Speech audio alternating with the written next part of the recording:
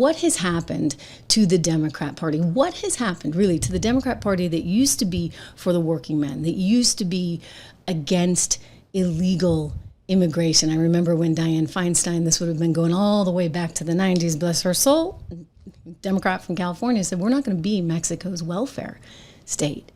Well, so when did we turn into Mexico's welfare state?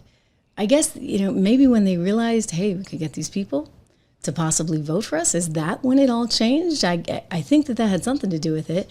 Here, take a look at this. This is another sort of change that the Democrats have taken to the use of profanity nonstop. They must be one angry bunch. I've noticed this. I've actually put a few of these on the air for you guys. I'm like, what is going on? I mean, I realize Jasmine Crockett, they think, is the future, and a few others, but this is an angry bunch that really seems to be quite fond of swearing to get their viewpoint across. Credit to Fox for putting this montage together. Somebody slap me and wake me the up, because I'm ready to get on with it. If you could speak directly to Elon Musk, what would you say? Off. Elon Musk. Elon Musk and his hackers don't know about what it means to run a housing program. To think that Elon Musk or Donald Trump give a about our public schools. Trump. I don't swear in public very well, but we have to Trump.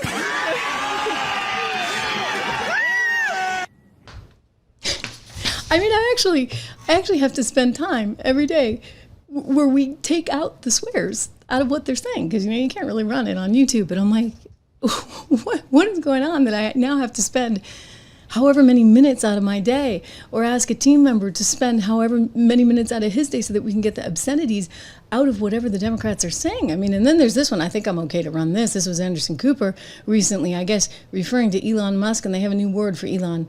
I'll let them say it. Actually, we'll let Anderson. This is funny. Say it. By him is just not factually accurate. He's talking about luxury hotels. I'm not as big. Look, I was in Hurricane Katrina. I saw what FEMA does. I think the issue, too, is these are congressionally appropriated funds. I think you and I as conservatives could look for a lot of things in the federal budget we would be more than happy to see done away with. But I think that there have been things that have been presented as one thing and then turn out to be something that very different. The condoms to Gaza, the first time I heard that stated, I knew that wasn't true. It doesn't take an expert to know that we're not doing that. And then we've got this example of Politico allegedly spending $8 million. That just simply wasn't true. So I think what people want is, yes, it's fine to tweet it out, but explain why we're cutting it, what it is, and if it's taking away a good or a service from the public, what is backfilling it so that people aren't going to be losing something they need. And I'll just add, I give him credit for this. He said, look, we're going to make mistakes. He said, we're going to make them. He said, we're not going to bat 1,000 here. We're going to make mistakes. And we. Right. I mean, you're like, come on. I mean, I think Van Jones said it well. Van Jones, who's a frequent guest, right, on CNN, has admitted that the Democrat Party doesn't really know what it's doing. It is in so far over its head because, well, there's that 80-20 thing. As Scott Jennings, another CNN guy, actually recently said, it's like Donald Trump is winning on every issue. He actually knows what resonates with the people. And so he's got like these 80-20 issues, and the Democrats continue to be just completely lost. Here's Van Jones admitting, quote, we're screwed. Yeah.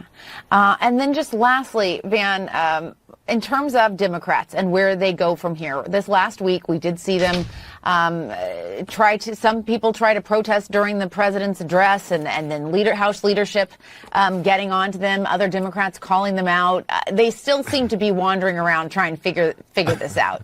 What's your take? Can we ask another question? Do I have to talk about my own party? Can we talk about Ukraine or something? No. Look, man, we're screwed. I mean, we don't know. No, Democrats don't know what to do. This is a nightmare. Somebody like Donald Trump, we thought we'd at least have Hakeem Jeffries in the speaker's chair to hold him back if we didn't have Kamala in there to do the right thing. Listen, the Democratic Party is going through a massive set of internal crises. You have a party that got trapped two ways. One, defending a broken status quo that nobody likes because they thought that Donald Trump was going to make it worse. But when you're defending the status quo, you're going to lose. And then offending most people in the country, calling everybody sexist and racist and transphobic and every other name, and then saying, please follow us. That's not a good strategy, folks. Defending a broken status quo and offending most of the country turns out is not as popular as my party thought it was going to be. And so it's going to take a while for people to get it figured out. I don't like talking about this. I'd rather be beat up. Can you give me something I can beat up Shermichael about? I don't want to talk about my own party. I know. It's a tough question. Shermichael. Yeah. So Democrats don't have a prayer because they're doubling down on issues that just aren't resonating with America right now, while Donald Trump is doubling down on stuff that people actually care about, right? And that's why you're seeing sort of this fallout. I want to thank one of our viewers here for his generosity. And I know this Nunu family well because, they're from New Hampshire, Mad Max. And I would say when you point out that they're not really conservative, the reality is they're kind of part of that Never Trump crowd. And I think that, they're struggling to find their path and their way in this new environment because what Donald Trump has done is turned everything on its head.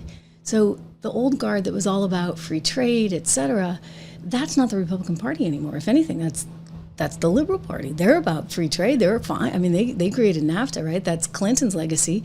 They're fine with sending jobs overseas. Well, Donald Trump is like, no, I don't care. I don't care if we have some pain. And we're going to get to that because he said something to my friend Maria Bartiromo over the weekend that really caused the market to be a little bit shaken. Overly so, in my opinion, really overly so. But you know how it goes, right? They always overdo it. Listen, one of the ways that you can help yourself in light of some of this market volatility is by having an investment long-term in gold. I always hold gold. I mean, you have to figure out what kind of percentage of your portfolio you really want it to be. It's something that really does help for the volatility and it helps guard against inflation, of which, frankly, even with everything Donald Trump is doing, I think we're still at risk of having. So I would encourage you to check this out. Go to trishlovesgold.com. Trish Loves Gold. You can get up to $15,000 actually in free silver right now with qualifying offers. Again, $15,000 in free silver. Text Trish 65532 is what you need to text Trish to, or you can call them at 1-844-495-1115. They help us bring you this show every day for free, and you can tell I'm getting better. Now, is it the sunshine? Is it this real vitamin D, or is it the fact that I do take my vitamins every day? I do take my vitamins every day, thanks to Balance in Nature. I've been taking them for the last year, and they're another one of our great sponsors, so we thank them for that. BalanceInNature.com. You can use my name, code word Trish, for 35% off, plus free shipping, plus free money-back guarantee. So check them out. You know what? Go to the website, because there's tons of testimonials. I mean, you've heard my testimonial, and that kind of, I'll sum it up by saying I'm usually sick like 5 times a year.